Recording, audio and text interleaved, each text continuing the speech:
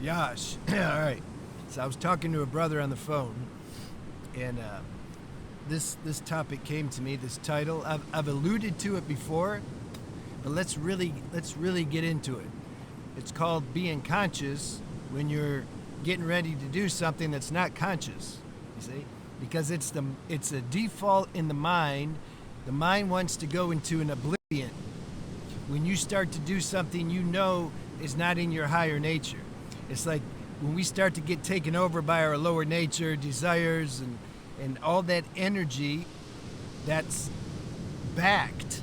This energy backs this obsession we have to go indulge in lust or look at porn or whatever.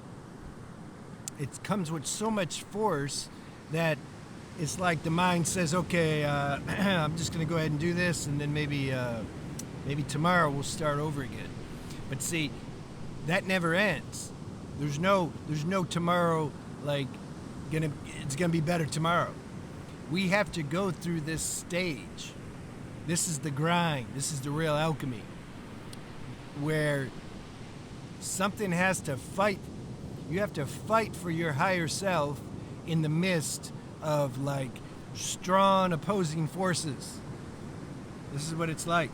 And then the more we win ourselves back, the less strong the enemy is, so to speak. But at the beginning, that initial like turn where it's like you spent years going in a downward spiral, now you want to change yourself, change your habits. Your habits are going to resist you super strong at first. But there comes a point where you turn around that corner. Somehow your higher nature, spiritual nature, it gets activated. That's the real game day, is that. There's a line in the AA Big Book. I remember reading it when I was a teenager, and I hadn't forgot it because it's super strong and true. It says, this is for anybody that has a really strong, deep addiction or habit. It's not just alcohol, but the line was from the AA Big Book. It says, there will come a time where nothing stands in between you and taking another drink. And you can replace drink with acting out an addiction. There'll come a time where nothing will stand in between that. Meaning, willpower won't work, positive thinking won't work, calling somebody, maybe nobody's home, going to some group, maybe there's no group. There'll come a moment in life where nothing, you can't do anything. The only thing that stands between you in this acting out is a higher power, or grace, or God, or Jesus, or Muhammad, whatever. Some higher force. That's the point. So that's going to happen. That's going to happen, especially if this is a super strong habit that you have. Some people, it depends on the level, the intensity of our habits. Some people, like, they can just quit smoking, they just put it down. But yet they can't quit coffee, or they can't quit smoking weed. Or a person can quit smoking weed, but they can't give up coffee. Or they give up all that, but they can't give up PMO. Like, there's some habit, usually, some addiction that's super strong for the individual. And this is why I make those spiritual videos, because I'm saying, for a lot of people out there, you can't really overcome this, especially the edging, without having the grace from your source, basically. Now, the techniques and little things we do, the breath work, calling somebody, calling a friend, say, man, I'm just feeling really strong, having him talk you down, doing the different mudras and bandhas and the locks and all that, that's cool. That's good. Like, I'm not against that. If you want to put porn blockers on your phone, do what you got to do. But what I'm saying is that can only go so far.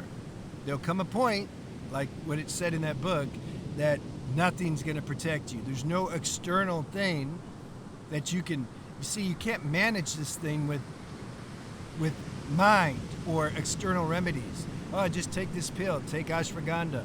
Ashwagandha is good if you can get the real deal. I'm talking about like from the Himalayas, that's not adulterated. Yeah, it's good, but it's not going to save you. Not on the deepest level.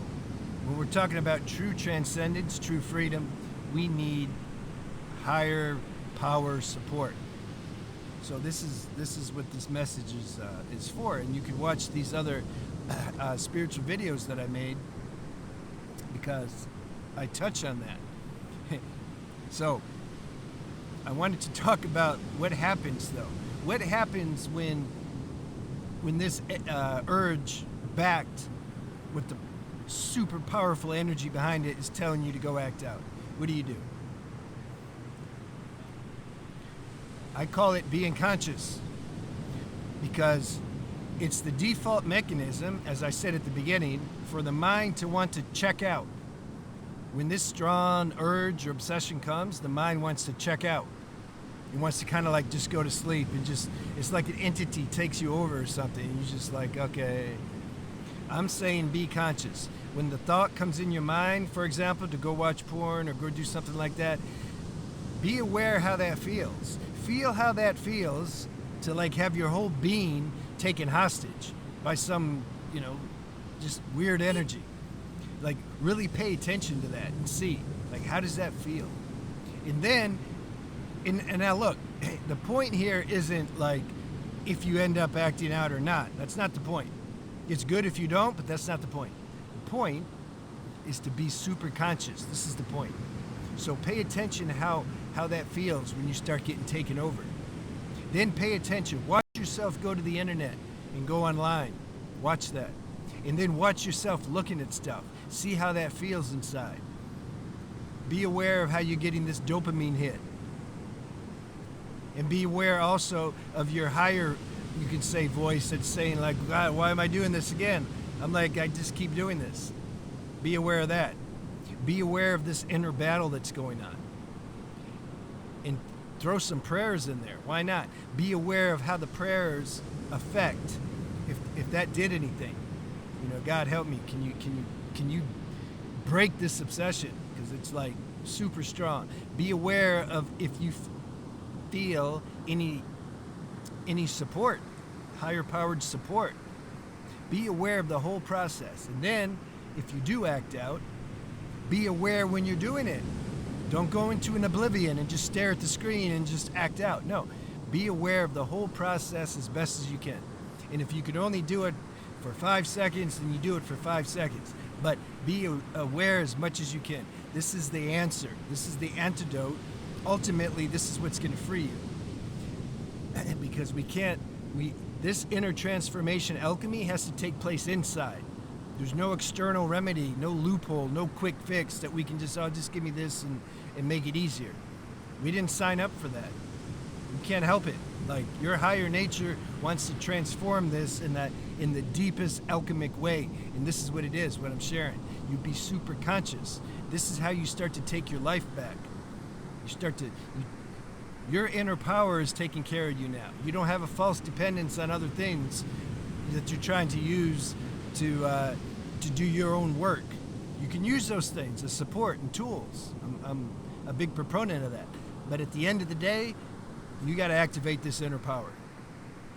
When Jesus was out in the woods and he was fasting, he was sick and he was tired, no energy, and then the devil appears, the dark forest, it took a form, and it started tempting him. Said, look, man, you're all weak. All you got to do, just praise me a little bit, and I'm going to make everything better. You can have the whole world, all the cars, and I don't think they had cars back then, but let's make it modern. You can have all the cars and the Countashes and the girls and female attraction, money, etc.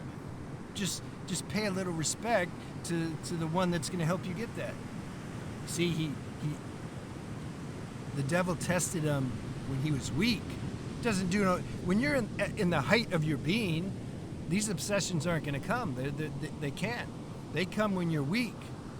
That's the real game day. See.